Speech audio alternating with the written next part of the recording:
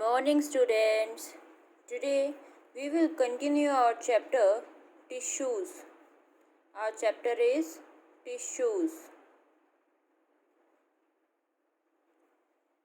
Yesterday, up to which topic we have done? Meristematic tissues, right? We have completed meristematic tissues. Now we are going to study second type of plant tissues, that is permanent tissues. Okay. They are derived from the meristematic tissues. जो meristematic tissues हमने पढ़ा है ना, ये वहीं से derive हुए हैं. तो ये कहाँ से derive हुए हैं? meristematic tissue से. ये कौन से meristematic tissue से derive हुए हैं? meristematic tissue के तो हमने क्या बात की है कि वो continuously throughout the life divide करते रहते हैं, ठीक है. बट कुछ ऐसे cells भी है meristematic tissue के अंदर जो अपनी डिवीज़न की पावर को खो देते हैं, ठीक है. They have lost the power of division. अब ये डिवाइड नहीं कर सकते हैं, एबल नहीं है डिवाइड करने में, तो इसलिए अब ये क्या बन चुके हैं? परमानेंट टिश्यूज़, ठीक है. They have lost the power of division और अब ये कन्वर्ट किस में हो गए हैं? Permanent tissues. तो परमानेंट टिश्यूज़ बने किससे है? मेरिस्टेमेटिक टिश्यूज़ से बने हैं. कौन से सेल से? जो अपनी पावर ऑफ डिवीज़न को खो चुके हैं, ठीक है. और ये दो टाइप के होते हैं. एक तो होता है सिंपल, दूसरा होता है कॉम्प्लेक्स, ठीक है. दो टाइप के है. एक तो है simple permanent tissues, simple permanent tissues, और दूसरा क्या है भाई? कॉम्प्लेक्स टिश्यूज़, ठीक है. जो सिंपल परमानेंट टिश्यूज़ होता है, इनके जो सेल्स होंगे वो स्ट्रक्चरली एंड फंक्शनली वो कैसे होंगे बच्चों? सिमिलर. स्ट्रक्चरली एंड फंक्शनली कैसे होंगे? सिमिलर होंगे.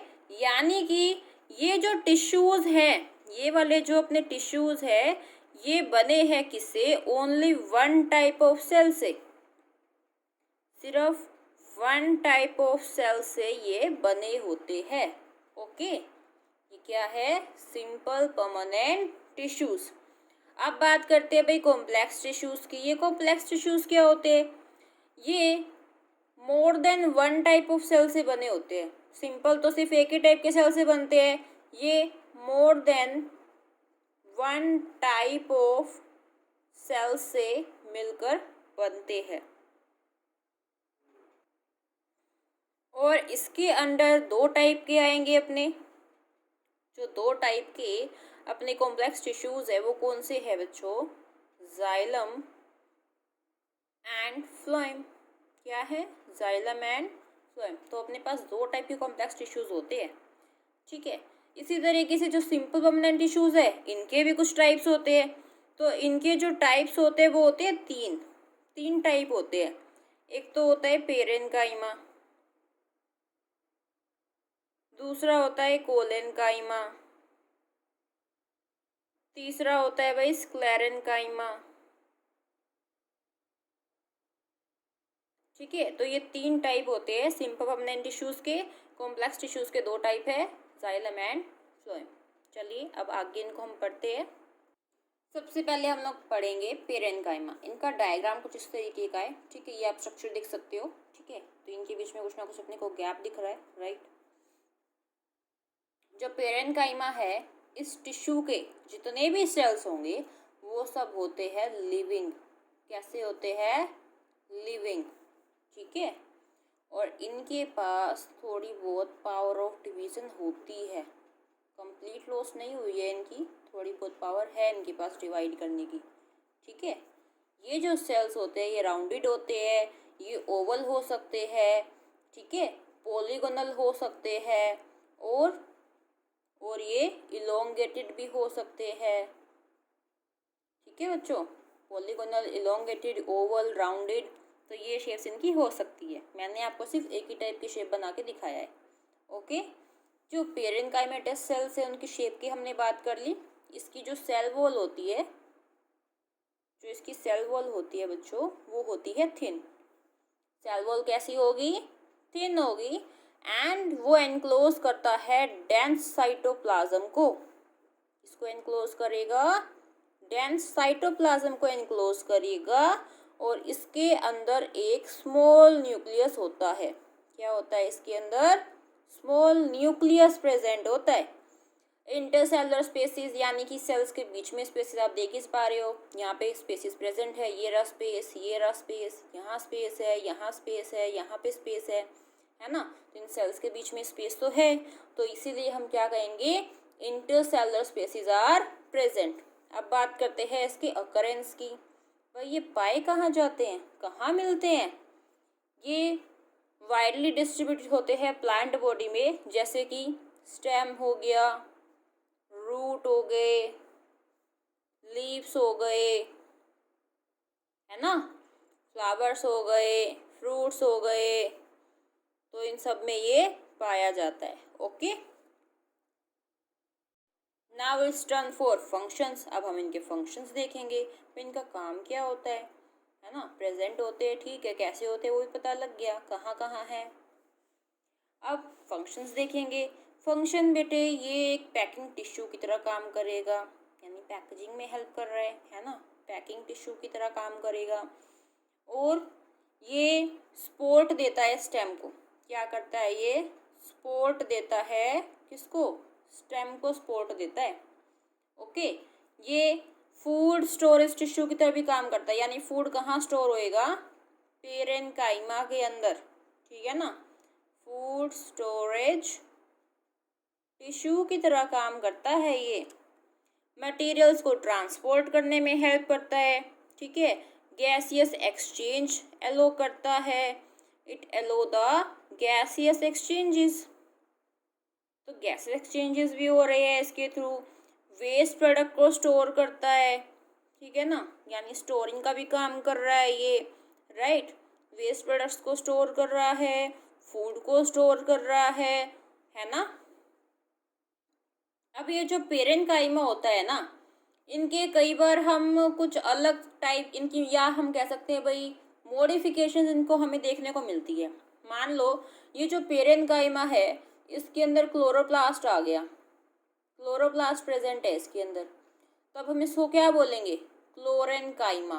क्या बोलेंगे इसको? क्लोरेन्काइमा बोलेंगे, ठीक है। और अब ये हेल्प करेगा फोटोसिंथेसिस को परफॉर्म करने में।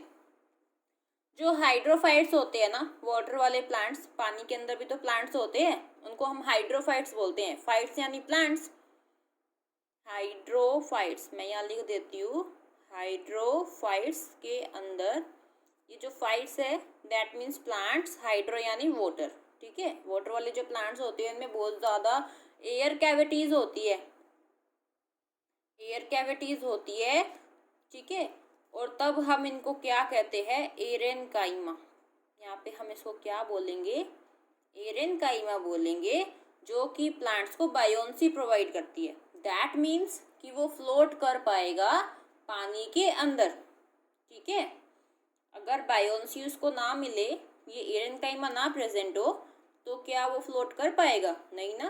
तो इसका क्या काम है? It provides buoyancy to the plants. Okay, next we are going to study is collenchyma. Collenchyma की कैरेक्टरिस्टिक्स क्या है भाई? ये भी लिविंग सेल्स होते हैं, जैसे कि पेरेन्काइमा लिविंग सेल्स होते हैं ना, कुछ वैसे ये भी क्या है? लिविंग सेल्स हैं। इनका कैरेक्टरिस्टिक क्या होता है भाई? इनके पास है ना एक्स्ट्रा सेलुलोज डिपॉजिट हो जाता है। एक्स्ट्रा सेलुलोज यानी जितना होता है उससे ज़्यादा ही कुछ, मतलब एक्स्ट्रा अमाउंट में प्रेजेंट होता है सेलुलोज, ठीक है। कहाँ पे होता है? कॉर्नर्स ऑफ द सेल्स में, जो सेल के कॉर्नर्स होते हैं ना वहाँ पे एक्स्ट्रा सेलुलोज डिपॉजिट रहता है, ठीक है। इंटरसेलुलर स्पेसिस यहाँ पे एब्सेंट होते हैं।